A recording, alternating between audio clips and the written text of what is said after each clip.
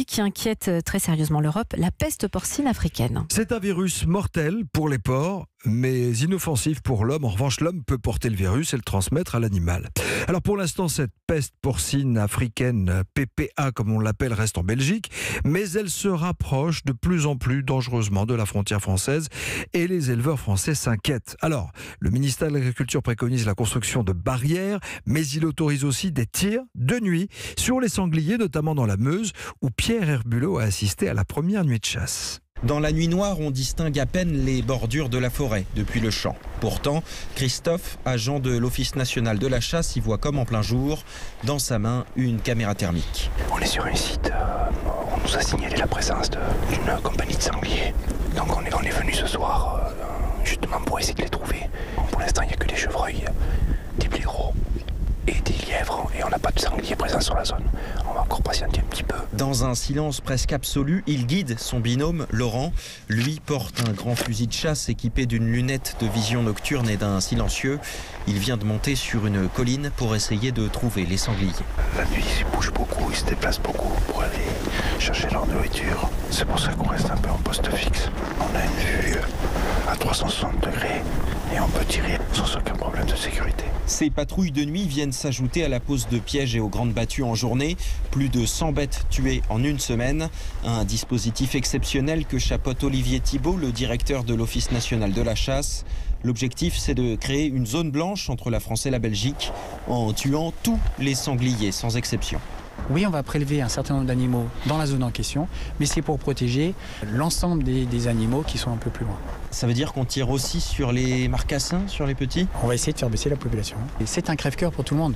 Mais si vous ne faites pas ça, la maladie va rentrer en France. L'action doit permettre d'éviter ça. Mais quels que soient les moyens mis en place en France, le risque de contamination ne disparaîtra pas tant que le virus existera en Belgique, à moins de 2 km de là. Breux, Pierre Herbulot, Europe 1. Voilà un reportage qui en dit long sur ce qui se passe sur le terrain. Direction la Belgique, justement. On va retrouver à Bruxelles Isabelle Horry, chez nos voisins. Les premiers sangliers malades ont été découverts à la mi-septembre et les autorités ont réagi très vite et très fort, Isabelle.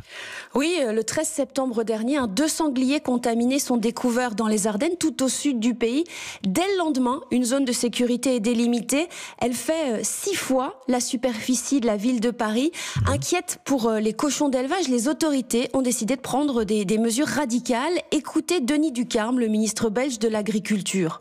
Nous avons dû réagir extrêmement rapidement pour protéger notre filière porc qui s'élève à une population de plus de 6 millions de porcs. Ça passait par un abattage préventif dans la zone du sud Luxembourg. C'est une décision très difficile. Nous avons abattu 4000 porcins. Directement, nous avons veillé à fermer les forêts. Plus de balades en forêt. Également sur l'exploitation du bois. On a dû limiter parce que l'homme est un vecteur de transport de la maladie. Au moment où le dernier sanglier sera abattu, on en aura encore pour 2 ans avant de pouvoir à nouveau élever des porcs dans cette zone, compte tenu de la persistance de ce virus. Ouais, pas de quarantaine facile dans cette zone, 2 ans de précaution, ça paraît long, Isabelle.